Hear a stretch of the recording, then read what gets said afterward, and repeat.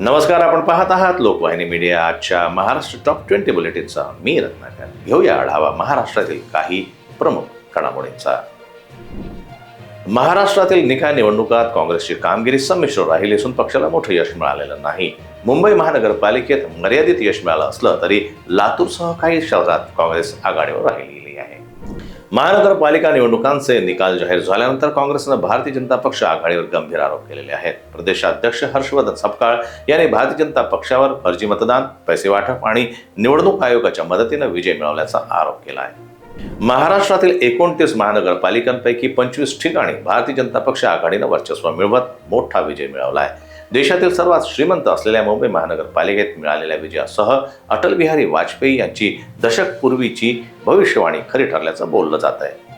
महाराष्ट्रातील महानगरपालिका निवडणुकामध्ये देवेंद्र फडणवीस यांच्या नेतृत्वाखाली भारतीय जनता पक्षानं अभूतपूर्व विजय मिळवत जोरदार पुनरागमन केलंय. लोकसभा निवडणुकीतील पराभवानंतर विधानसभा आणि महानगरपालिका निवडणुकात यश मिळवत भारतीय जनता पक्ष मुंबईत प्रथमच सर्वात मोठा पक्ष ठरला आहे. बीएमसी निवडणुकीतील विजयानंतर भारतीय जनता पक्ष प्रवक्ते गौरव भाटिया यांनी उद्धव ठाकरे आणि महाविकास आघाडीवर टीका केली आहे. पंतप्रधान नरेंद्र मोदी आणि मुख्यमंत्री फडणवीस महाराष्ट्राच्या विकासासाठी काम करत असल्याचं त्यांनी सांगितलंय.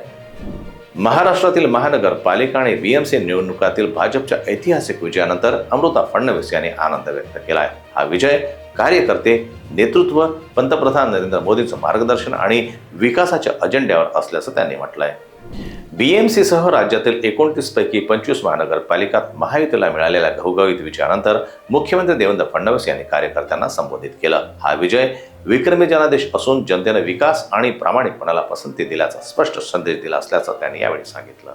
महाराष्ट्रातील 29 महानगरपालिकाच्या निकालात भारतीय जनता पार्टी आघाडीला मोठं यश मिळालं असलं तरी मुस्लिम बहुल भागात काँग्रेस आणि राष्ट्रवादीचा प्रभाव कमी झाल्याचं दिसून आलंय.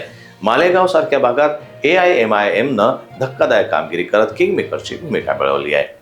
मुंबईच्या सत्तेची खरी कसोटी मानल्या जाणाऱ्या बीएमसी निवडणुकाच्या निकालांनी शहराचं राजकारण पुन्हा केंद्रस्थानी आणलंय. देशातील सर्वात श्रीमंत महापालिकेचा हा कौल महाराष्ट्राच्या राजकारणाची पुढील दिशा ठरवणारा मानला जातोय. मुंबईवर 25 वर्षे उद्धव ठाकरे यांच्या नेतृत्वाखालील शिवसेनेचा दबदबा होता. मात्र यावेळी भारतीय जनता पक्ष आघाडीनं वर्चस्व मिळवलंय. 45 वर्षात प्रथमच भाजप महानगरपालिकेत महापौर बनवण्याच्या स्थितीत पोहोचले असून आता महापौर पदासाठी कोणाची निवड होते याकडे सर्वांचं लक्ष लागलंय. तर आजच्या महाराष्ट्र टॉप 10 बुलेटिनमध्ये इतकंच. इतर बातम्यांकरता सोबत राहा लोकवाहिनी मीडियाच्या. नमस्कार.